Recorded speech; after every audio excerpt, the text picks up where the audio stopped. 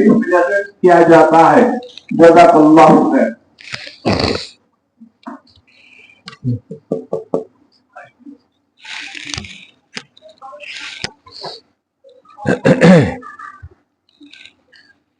بسم اللہ الرحمن الرحیم، نحمده ونصلی ونسلم علی حبیبہ ونبیہ ورسولہ الکریم الامین العزیز الرؤوف الرحیم وعلی آلہ واصحابہ الافضلین الاکرمین اجمعین، اما بعد، فاعوذ باللہ من الشیطان الرجیم، بسم اللہ الرحمن الرحیم۔ یا ایہا الذین آمنوا لا یحل لکم ان ترثوا النساء کرہا، صدق اللہ العظیم۔ حصول برکت کے لیے دھیرے دھیرے درود شریف پڑھنے۔ اللہم صلی وسلم وبارک علی سیدنا و شفیعنا و حبیبنا و مولانا محمد معدن الجود والکرم و آلہ الکرام و ابنہ الکریم و آلہ و اصحابہ وبارک وسلم، صلاۃ و سلام علیک یا حبیبی یا سیدی یا رسول اللہ۔ سورہ نساء سورہ نمبر 4 کی آیت نمبر 17 تک کا درس ہو چکا ہے۔ اللہ سبحانہ ہم سب کی حاضری اور نشست کو قبول فرمائے۔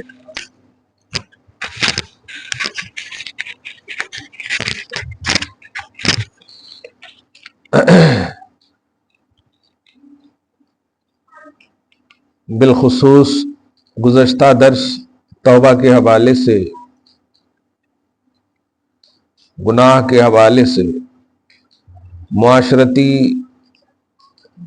اور خانگی معاملات کے حوالے سے خواتین کے لیے نہایت ہی اہم تھی۔ آج بھی آیت نمبر 18 کے بعد اور بھی آگے کی 2-3 آیتیں، بالخصوص اب لگ رہا ہے کہ واقعی سورہ نساء ہے۔ نساء بولے تو عورتیں، تقریباً آیتیں عورتوں کے حوالے ہی سے ہے۔ اللہ پاک فرماتا ہے ان کی توبہ کا کوئی لحاظ نہیں جو گناہ پر گناہ کرتے رہتے ہیں، یعملون السیئات۔ پچھلی آیت نمبر 17 میں تھا کہ جو نادانی میں گناہ کر لیں اور سڈنلی پھر وہ توبہ کر لیں تو اللہ تعالیٰ ان کی توبہ کو قبول فرمائے۔ لیکن جو گناہ پہ گناہ کرتے جا رہے ہیں، رات میں گناہ کیے صبح توبہ کیے، صبح گناہ کیے رات میں توبہ کیے، یہ جو ہے کنٹینیو جو گناہ کا سلسلہ جاری ہے، اللہ پاک فرماتا ہے ایسوں کی توبہ کا کوئی لحاظ نہیں۔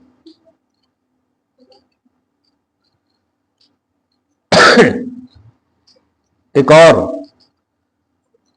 جو تقریباً 4-5 سال پہلے بھی اشارہ کیا تھا میں نے، کسی نے سوال کیا کہ یہ جو فلم انڈسٹری کے لوگ ہیں، بالخصوص مسلمان نام کے،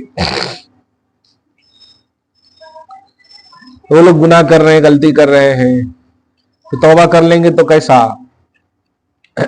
اس وقت اشارہ کیا تھا میں نے کہ ایک ہوتا ہے پرسنل گناہ جس کا صرف تعلق مجھ سے ہی ہو، گناہگار ہی سے ہو، اور ایک ہوتا ہے گناہ کی فانڈنگ۔ جو گناہ کی فانڈنگ کرتا ہے اس گناہ پر وہ مر تو جاتا ہے تو صرف گناہ گار نہیں مر رہا ہے، فاؤنڈر آف گناہ بھی ہے وہ۔ اس لیے اب اس کی توبہ بھی قبول ہونے کے لیے شرعی نقطہ نظر سے دیکھیں تو یہی ہوگا کہ نہیں، صبح قیامت تک جتنے بھی لوگ ان کی ایجاد کردہ گناہ پر عمل کریں گے ان سب کا عذاب انہی کو ہوگا، تو پھر توبہ کہاں قبول ہوئی ان کی؟ تو فلم انڈسٹری کے لوگ یا سیریل وغیرہ کے لوگ جو مسلمان ہیں، بالخصوص ہم غیروں کے حوالے سے بات نہیں کر رہے، ان کے حوالے سے بھی یہ مسلمان نئی جنریشن یہ زبان پہ لاتی ہے، بالخصوص ایک دم کہہ دیا اب یہ جو ہے سلمان خان، شاہ رخ خان، عامر خان، سیف علی خان، یہ سب جتنے بھی لوگ ہیں، جتنے بھی خانوں کی دنیا ہے، اور اسی طرح مسلمان عورتیں جو ہے اگر یہ توبہ کر لیے تو یہ اگر کی دنیا جو ہے نا، آپ کو اس لیے عمر نہیں دی گئی ہے کہ آپ اگر مگر میں رہیں، آپ کو ایمان لانے کے لیے اور عمل صالح کے لیے عمر دی گئی ہے۔ توبہ شریعت کے داد، شریعت ظاہر پر فتویٰ لگتا ہے، ان لوگوں نے گناہ نہیں کیا ہے، ان لوگوں نے کروڑوں کو گناہگار بنایا ہے۔ یہ گناہگار نہیں ہے، یہ فاؤنڈر آف گناہ ہے۔ ابھی دیکھیے 1-2 مہینے کے بعد عید کا گفٹ دیں گے، اور ابھی سے اس کا شہرت شروع ہے، ایڈورٹائز شروع ہے، پروموشن شروع ہے، عید پر گفٹ۔ اور ہمارے جو نوجوان بچے ہیں جن کے لیے ماں نے دعا کی کہ اللہ اولاد نرینہ عطا فرما، اور وہ بچہ جب بڑھ گیا تو کان چھدا رہا ہے۔ توبہ! بیٹے کی تمنا کی اور وہ بیٹا بڑھنے کے بعد کان چھدا رہا ہے، بریسلیٹ پہن رہا ہے۔ توبہ! ممی کو بولے جا کے کوئی، ارے بیٹا کہیں کو مانگے تھے، بیٹی چ مانگنا تھا نا، جب کان چھدانا ہی تھا تو۔ لیکن نہیں، وہ کان اس لیے نہیں چھدا رہا کہ وہ لڑکی ہے، بلکہ اس لیے کہ اس کا جو بیس ہے، اس کا جو ہیرو ہے نا، وہ سلمان خان ہے، اس لیے وہ کان چھدا رہا ہے۔ معاذ اللہ رب العالمین، استغفر اللہ رب العظیم۔ یاد رکھنا، ہمارے اگر ہیرو آف اسلام ہے تو وہ صحابہ اور اہل بیت ہیں، اور ہماری ماں اور بہنوں کے لیے صحابہ اہل بیت کے ازواج مطہرات اور بیویاں ہیں، نبی کی بیویاں ہیں، صحابہ کی بیویاں، اہل بیت کی بیویاں، فاطمہ ہے، عائشہ ہے، خدیجہ ہے، یہ سب ہیں ہمارے لیے بہنوں کے اعتبار سے آئیڈیل، اور ہیرو آف اسلام،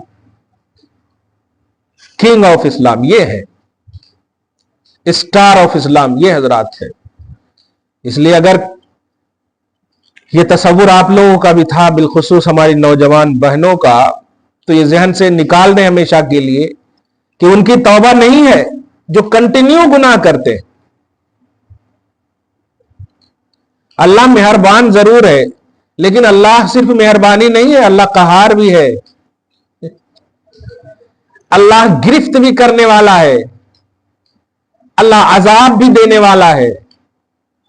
کس کو عذاب دے گا؟ جو تہجد گزار بہنیں ہوں، جو 5 وقت کی نماز کے علاوہ اشراق بھی پڑھتی ہیں، اس کو عذاب دے گا۔ اس لیے یہ ون وے اور ون سائڈڈ، یہ فرقہ مرجیہ ہے۔ مرجیہ اس فرقے کو کہتے ہیں جو صرف جو ہے بس اللہ سے امید رکھتا ہو، ہاں بس اللہ پر واجب ہے کہ ہمارے کو بخشنا ہے، بابا ہے، دادا ہے، ہونا تو ہونا، گناہ پہ گناہ کرتے جا رہے ہیں، لیکن نہیں، تو ایسا فرقہ نہیں۔ ہمارے یہاں توحید کا تصور اور عقیدہ یہ ہے، صحیح فرقہ ہمارا ہے، اور یہی ہے کہ اگر ہم نے نیکی کیا تو اللہ اپنے فضل سے اس کا ثواب دے گا، اور اگر ہم نے گناہ کیا تو اللہ عدل سے عذاب دے گا۔ عدل سے، یہ جملے پہ غور کریں، ہم فضل کے متلاشی ضرور رہیں کہ اللہ اپنے فضل سے بخش دے، لیکن نظام عدل پر ایمان رکھیں کہ عدل و انصاف کا تقاضا یہ ہے کہ گناہ کرنے کے بعد بھی آپ کو اگر ثواب ہی ملے تو نظام عدل کہاں رہا؟ قاتل کو اگر مقتول کی جزا مل جائے اور مقتول کو قاتل کی سزا مل جائے تو یہ دنیا کی تو عدالت ہو سکتی ہے، وہ احکم الحاکمین کی عدالت نہیں ہو سکتی۔ احکم الحاکمین کی عدالت انصاف پر اور اس کے تقاضے پر مبنی ہے، رشوت پر نہیں۔ دنیا کے وکیل قاتل کو مقتول ٹھہرا دیتے ہیں، ٹیررسٹ کو عادل ٹھہرا دیتے ہیں، لیکن اللہ سبحانہ تو آپ کے اندر کی حقیقت کو بھی جانتا ہے، رات کی تاریکیاں ہو یا دن کے اجالے ہو، سب کو جانتا ہے۔ اس لیے وہاں ضرورت کیا ہے؟ وہاں آپ رشوت نہیں، وہاں اعمال پیش کرو، نیکی، تو ممکن ہے کہ برائیاں آپ کی مٹ جائیں۔ فَأُولَئِكَ يُبَدِّلُ اللَّهُ سَيِّئَاتِهِمْ حَسَنَاتٍ، اگر لوگ نیک عمل کریں اور توبہ کریں اور اس پر قائم رہے تو اللہ تعالیٰ پاسٹ کے گناہوں کو ان نیک عمل کے بدلے میں بدل دے گا، یہ اس کا وعدہ ہے۔ لیکن جو لوگ ہمیشہ गुनाह पर गुनाह ही कर रहे। मैंने तो बहुत दिन पहले जब वो हमले हो रहे थे ना इराक पर 92 में वगैरह पे, तो उसमें एक हालांकि ऐसे ही पढ़ने का समझिए जमाना था, एक जुमला कहा था, वाह क्या बात है, हमारी बहनें सीरियल देखती हैं और नमाज में कहती है अल्लाह अकबर, अल्लाह अकबर। और अगर दामाद बोले कि बेटी आपकी ऐसा कर रही है तो माँ कहती है अरे थोड़ा सा तो वक्त मिला है एंजॉय करने का, करने दो अम्मा। बजाय उनको डांटने डपटने के, वे अल्लाह अकबर का मतलब जानती हो? अल्लाह सबसे बड़ा है, अल्लाह बहुत बड़ा है। ये आपके सीने में अगर महफूज रहेगा कि अल्लाह सबसे बड़ा है और उसको आप कह रहे अल्लाह अकबर, अल्लाह अकबर कहने के बावजूद आप छोटी छोटी और दुनिया के तमाम गुनाह की चीजें करती जा रही हैं, तो अल्लाह बहुत बड़ा है। किस एतबार से बड़ा है? रहम के एतबार से ओनली नहीं, वो हर एतबार से बड़ा है। वो गिरफ्त में भी बड़ा है, वो अजाब में भी बड़ा है, वो हर चीज में बड़ा है। इसलिए न उसकी नमाज कबूल होगी जो सीरियलें देखती हूं, न उसका हज कबूल होगा जो गुनाह करती हूं।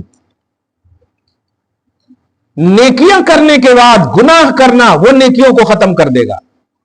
गुनाह करने के बाद अगर नेकियां की जाए और फिर वो गुनाह न किया जाए तो गुनाह मिटने की उम्मीद है।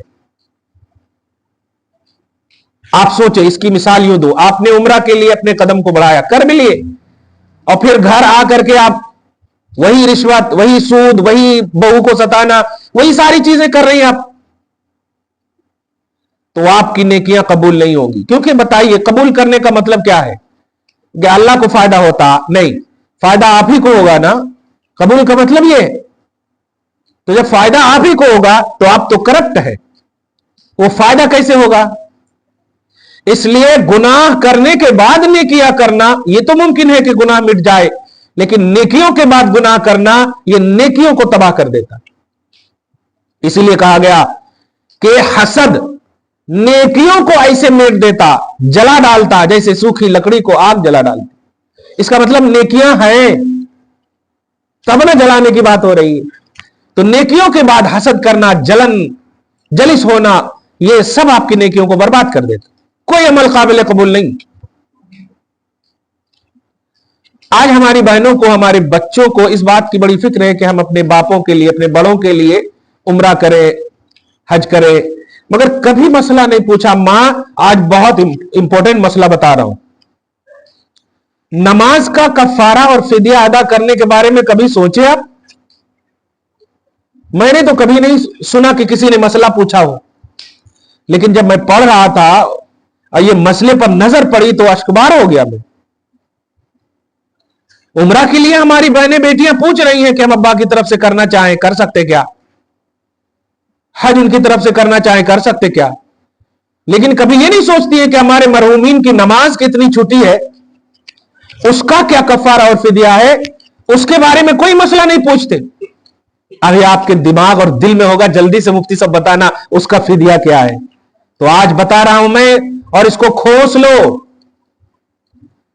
अगर आपके मरहूमीन ने नमाज छोड़ी है, तर्क की है, तो सबसे बेहतरीन इसाले सवाब यह है कि उनकी नमाज का फिदिया अदा किया जाए। और एक नमाज का फिदिया है सदक़े फित्र, फितरा अदा करते नहीं। तो 5 नमाज अब फर्ज कीजिए कि एक शख्स है जो 60 साल की उम्र में इंतकाल हुआ उसका, तो आप देखें, उनका अंदाजा लगाएं, उनमें से 10 साल जो नाबालिगी की उम्र है खत्म कर दे। फिर आप देखें और तहर्री करें। तहर्री का मतलब होता है आप अंदाजा लगाएं कि कितनी दिन तक उन्होंने नमाज पढ़ी। फर्ज कीजिए 20 साल पढ़ी, अब बचे कितने हैं? 30 साल बचे। तो 30 साल की नमाज जो उन्होंने छोड़े हैं, उन पूरी नमाज का फिदिया अदा करें आप। यह सबसे बड़ा इसाले सवाब है, वरना वो उसकी वजह से वहां जल रहे होंगे, वहां अजाब में मुब्तला होंगे वो, क्योंकि नमाज फर्ज है, उम्रा फर्ज वाजिब नहीं है, ये ध्यान रखना।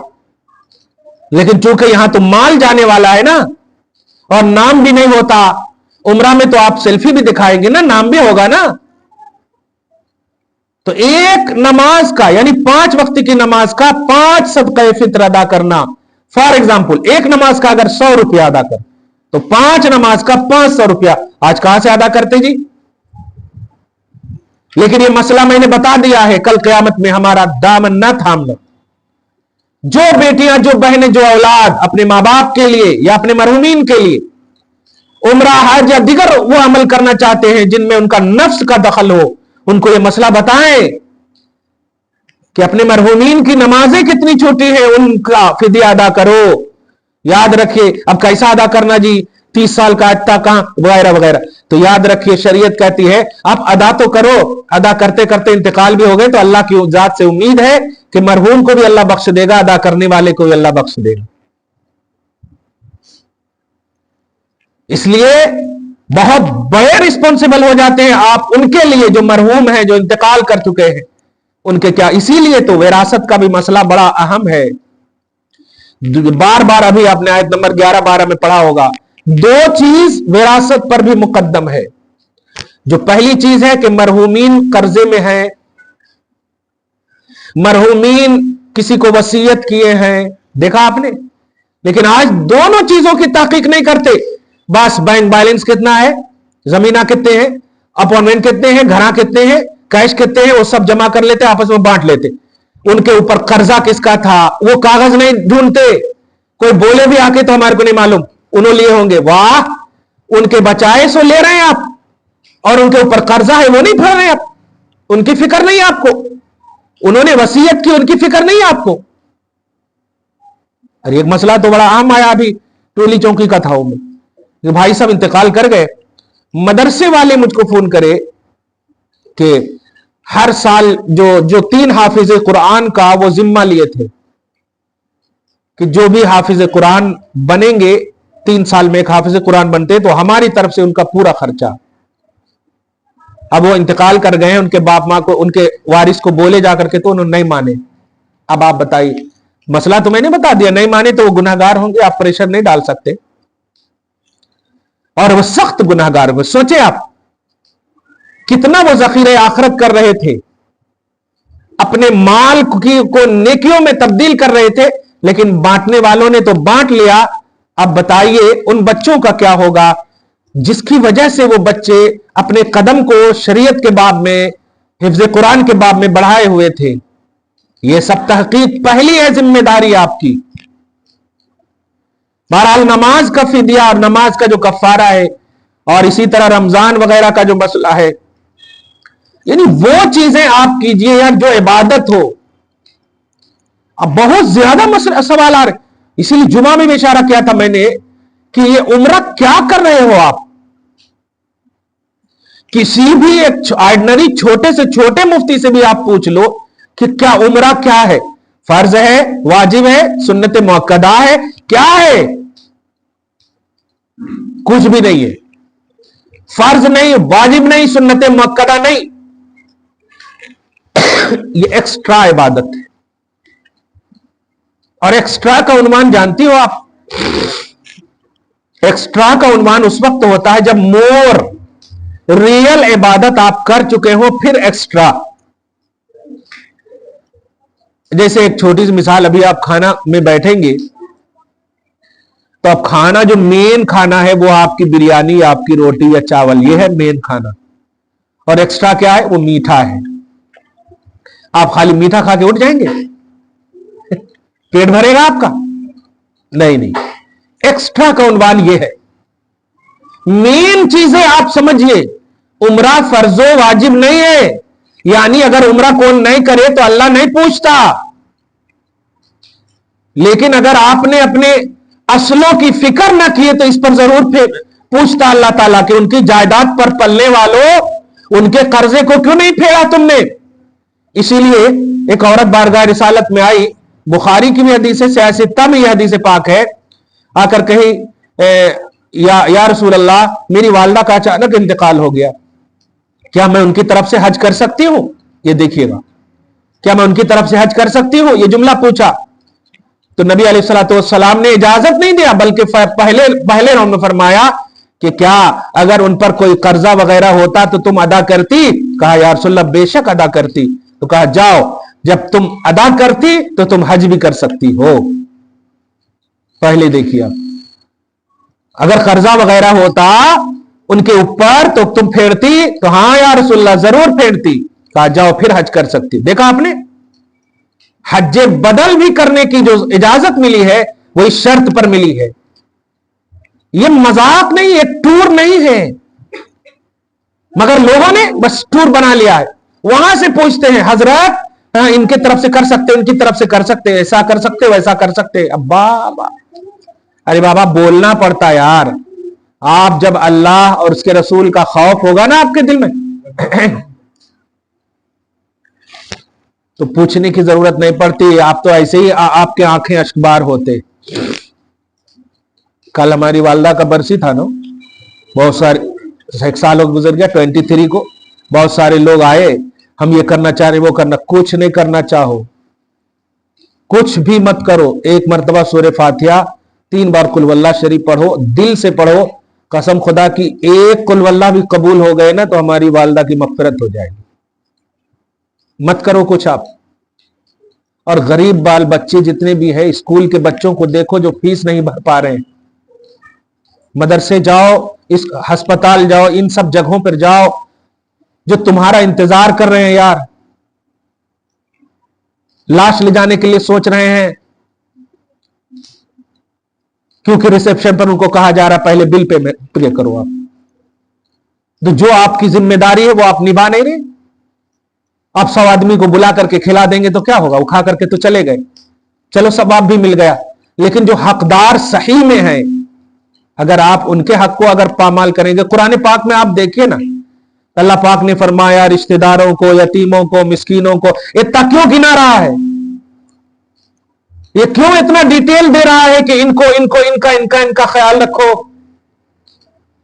لیکن ان میں سے کسی کا خیال نہ رکھ کر کے اپنے نفس کے اعتبار سے. اور کمال یہ ہے کہ یہ ایصال ثواب کی محفل کو بھی دعوت کا نام دیا جا رہا. داماد کو دعوت نہیں دیے تو ہو گیا، ان کے کپڑے بنائے جا رہے. بیٹی کو دعوت نہیں دیے تو ہو گیا. یہ کیسی بات ہے؟ مرحومین کے لیے جو بھی مالی بدنی عبادت کی جاتی ہے وہ دعوت نہیں ہے. ارے انتقال کیے وہ شخص کی دعوت کیسے ہو سکتی ہے؟ وہ ایصال ثواب ہے جو بالخصوص مستحقین کو مالی طور پر کھلانے کی اجازت ہے یا بدنی طور پر ہر ایک کر سکتے. یہ بتائیے، جو مالدار ہیں وہ کھائیں گے تو ڈکار لیں گے، لیکن جو غریب ہے نا قسم خدا کی وہ دل سے دعا دیں گے. مدرسوں کے بچوں کو کھلائیے جنہیں میسر نہیں ہے کھانا، ہم ہمارے گھروں کی طرح. ریئل میں اگر مرحومین کو فائدہ پہنچانا چاہتی تو کیجئے جو بتایا ہے اسلام نے. میں زور بار بار کیوں دے رہا ہوں کہ میں تھک جاتا ہوں. مطلب اتنے فون آتے ہیں میں عمرہ کرنے جا رہا ہوں دعا کیجئے، اپنے باپ کے لیے بھی کروں گی، ان کے لیے بھی. اب میں کیسے روکوں ان کو؟ درے خدا درے رسول پہ جا رہے ہیں، میں نہیں کو روک سکتا. ہاں جی جائیے دعا کیجئے، اور کیا کر سکتا ہوں؟ کیونکہ اس وقت اگر مسئلہ بتاؤں کہ کیا ماں باپ کی نماز کا ترکہ جو ہے فدیہ ادا کر لیا آپ، کیونکہ یہ قرضہ ہے، اس کی وجہ سے ہو سکتا عذاب ہو رہا ہو. جو فرض ہے اس کی پوچھ گچھ ہوگی، جو ایکسٹرا عبادت ہے اس کی پوچھ گچھ نہیں ہوگی. یہ یاد رکھیے، یہ ہمیشہ دھیان میں رکھیے ان باتوں کو. بہرحال وَلَيْسَتِ التَّوْبَةُ لِلَّذِينَ يَعْمَلُونَ السَّيِّئَاتِ، جو ہمیشہ گناہ کریں گے ان کی توبہ نہیں ہے. یہاں تک کہ حتی اذا حضر احدہم الموت قال انی تبت الآن، یہاں تک کہ جب موت کا وقت قریب آتا تو بولتے میں اب توبہ کر رہا ہوں. قرآن بھی ایک دم عوام میں سمجھا رہا ہے، عوام کی زبان میں، اب توبہ کرتا ہوں. ایک شخص مجھ سے پوچھے آ کر مسئلہ، ایک شوہر آ کر کے پوچھے کہ ہماری بیوی کا انتقال ہونے والا ہے اور ہم نے مہر نہیں دیا ہے، لیکن جب وہ مر رہی تھی نا تو میں ان کے کان میں جا کر کے بولا تھا معاف کر دینا معاف کر دینا. دونوں سراں ہلائے تھے، اب کیا کرنا؟ میں کہا کہ اگر عصائے موسیٰ رہتا تو ابھی اتنا مارتا. ہاں بے وقوف، بتائیے تو 30 سال 40 سال 50 سال تک تمہیں اپنی زندگی دینے والی 1 لاکھ روپیہ نہ دے سکے اسے؟ 20,000 50,000 का जो महर था वो न दे सके, उस जो तुम पर फर्ज था वो न दे सके, और मोहब्बत के लिए तो तुमने होटल में घुमाया, और फिर वो फर्ज को माफ कराने आ रहे हो। माफ नहीं होगा। अब बेचारे वो रोने लगे, अब क्या करना, कैसा करना। मैंने कहा माफ नहीं होगा, ये मेरी डांट जरूर है, शरीयत की डांट जरूर है, लेकिन अब क्या करना उस पैसे का। वो 1 लाख रुपया था उसका महर। मैंने कहा अब वो 1 लाख रुपया मरे हुए यानी आपकी बीवी के जो वारिसीन हैं उनमें वो तकसीम कर दो, सवाब मिलेगा। यानी वो 1 लाख रुपया वो मरहुमा की जायदाद हो गई ना, और उनमें से अब आपका भी हिस्सा होगा। औलाद ना होने की सूरत में आधा हिस्सा होगा, औलाद होने की सूरत में चौथा हिस्सा होगा। बताए तो ये देखिए शरीयत। लेकिन नहीं, मरते वक्त कान में माफ कर दो कते, माफ कर दो कते, माफ कर दो कते। अरे बहुत सारी जगहों पे तो जो मर जाते हैं वहां पर बोलते हैं माफ कर दो हैं। बताइए बेचारी मरने वाली है, अब उस वक्त माफ नहीं करेंगे तो क्या करेगी वो माफी नहीं है। माफी उस वक्त आपकी मोतबर है जब माफ करने वाला सेहतमंद हो, माफ करने वाला शऊर में हो, माफ करने वाला चलता फिरता हो, माफ करने वाला बिल्कुल होशो हवास का हो। वरना मरता क्या ना करता, मरती क्या ना करती। इसलिए खबरदार, ये मामला भी अगर घर के हो तो क्लियर कर लो। मोहब्बत अपनी जगह पर है, लेकिन वो फराइज हैं, जो हुकूक हैं कंपलसरी, उनकी अदायगी वो क्लीन कर लो आप। एक्स्ट्रा इबादतें मुअल्लक रहती हैं अगर फराइज और वाजिबात आपकी इनकम्प्लीट हो तो। अल्लाह आगे फरमाता है कि उनकी भी तौबा नहीं जो मौत के वक्त तौबा करे। हां, मौत के बोले तो होशो हवास ना हो, वरना शरीयत यही है कि अगर होशो हवास है और तौबा कर ले तो कबूल है। लेकिन उससे मुराद यह है कि जिनको पूरी उम्रें मिली गुनाह पे गुनाह, ऐसे को तो मौका भी नहीं मिलता तौबा की, साफ बात है। वल्लज़ीना यमूतून वहुम कुफ्फार, देखिए, और ना उनकी तौबा कबूल होगी जो कुफ्र के हालत में मर गए हो। इसका मतलब यह हुआ इससे पहले का जो चैप्टर है वो हम मोमिनों के लिए अल्लाह पाक फरमा रहा, तब न कह रहा कि जो कुफ्र के हालत में मर गया हो। इसलिए माए याद रखना, किसी भी मुसलमान नाम के लोगों को अपना लीडर नहीं, आपका लीडर, आपका किंग, आपका स्टार अल्लाह ने बना दिया है साहबा अहले बैत को, उनके अज़वाज को, बस उनको फॉलो करना है। और यह सुबह क़यामत तक के लिए है। यही में इख्तदयतुम, आप जिनकी भी इक्तदा करेंगी साहबा अहले बैत में से, उन सब की इक्तदा आपके लिए हिदायत का सबब है। अब उनसे आला और अफजल कोई आ ही नहीं सकता, तो फिर अब आइडियल के एतबार से भी अब कोई दूसरा हो ही नहीं सकता। अब जो भी होगा उसी के आईने में होगा, उसी के बेस पर, उसी के लेवल में होगा। आगे फरमाता है उलाइका अतदना लहुम अज़ाबन अलीमा, हमने ऐसे लोगों के लिए जो कुफ्र की हालत में मर जाएं या बिल्कुल मरते वक्त हो और उस वक्त जो है तौबा करें, तो ऐसे हम दर्दनाक अजाब तैयार किए हैं। बाप रे बाप। अब जो आयत करीमा आ रही है यह आयत नंबर 19 है। ये खास तौर से औरतों के मुकम्मल फेवर में है, और बल्कि औरतों की जो इस्लाम ने पोजीशन उनको बताई है वो 2-3 आयतों में बिलखुसूस है। इसलिए आइंदा दर्स में इसको मैं मुकम्मल करूंगा। आज मैं बस इतना बताने जा रहा हूं जो मैंने बता भी दिए हैं कि मरहुमीन के लिए आप जो है जब तक जिंदा है वो काम आप न करें। न करें से मुराद ये नहीं है कि आप न करें मतलब हराम है नहीं, बल्कि अगर उनके ऊपर कर्जा है, अगर उनके ऊपर मतलब नमाज का कर्जा या किसी भी चीज का कर्जा, यही तो वजह है कि जानते हैं अगर किसी ने आप अपने माल में से, जैसे मालिक निसाब है, मालिक इस्तिताअत है, कोई पैसे वाला है कोई, और हज करने जाना चाह रहा था, ध्यान दीजिएगा, लेकिन अचानक उनके पांव टूट गए या कुछ भी हो गया ऐसा, लेकिन मरने से पहले उसने वसीयत कर दिया, ध्यान दीजिएगा, कि मेरा हज कर लेना पहले, तब मेरी जायदाद तकसीम होगी। अब अगर औलाद ने जायदाद तकसीम कर ली और हज ना किया तो सारी जायदाद उनके लिए अजदहा बन जाए, अजाब का कुंदन बन जाएगा। अगर मरहुमीन ने वसीयत कर दिया तो वसीयत बिल्कुल नाफिज होगा वो तिहाई माल में, और उनकी तरफ से हज के लिए किसी न किसी को भेजना बिल्कुल जरूरी होगा, जिसको हज बदल कहते हैं। कुर्बानी का भी मसला बड़ा इंपॉर्टेंट बता दे रहा हूं, चलते चलते इसी से रिलेटेड है कि अगर मरहूमीन ने वसीयत कर दिया हो कुर्बानी करने के हवाले से, तो याद रखिएगा, एक तो होता है ना कि अपने मरहूमीन की तरफ से हम कुर्बानी करते हैं तो कोई भी खा सकते, लेकिन अगर मरहूमीन ने वसीयत कर दिया हो तो फिर वो नहीं खा सकते घर वाले, उसको फुकरा पर सदका करना वाजिब हो जाता है। कैसा इंपॉर्टेंट मसला देख रहे हैं आप, अहकाम बदल जाते हैं निस्बत से। ये छोटी छोटी बातें जो मसाइल है, खासतौर से हमारे उन बड़ों के लिए जो इंतकाल कर चुके, जो हमारे उन मरहूमीन और मरहूमात के लिए हम उन पर ध्यान नहीं देते। हम साल में उनको एक बार याद कर लिए, 4 जने को खिला दिए, बस खत्म, या उम्रा कर लिए उनकी तरफ से, बस खत्म। नहीं, उनके ऊपर जो फराइज और वाजिबात आयद हुए थे, चाहे वह हुकूकुल्लाह या हुकूकुल इबाद के कबील से हो, उनको फेरना आप पर सबसे पहले लाजिम है, क्योंकि इनकी पूछगछ होगी वहां भी, और वहां मरहूमीन से भी, और फिर उनके वारिसीन से भी होगी। ये पहली और आपकी अहम और इंपॉर्टेंट जिम्मेदारी है।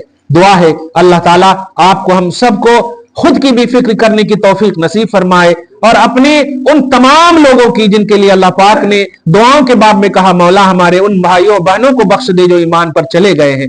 मौला हम सबको ईमान पर खात्मा नसीब फरमाए और अमल सालेह की तौफीक दाइम नसीब फरमाए। वस्सलामु अला मन इत्तबाअल हुदा।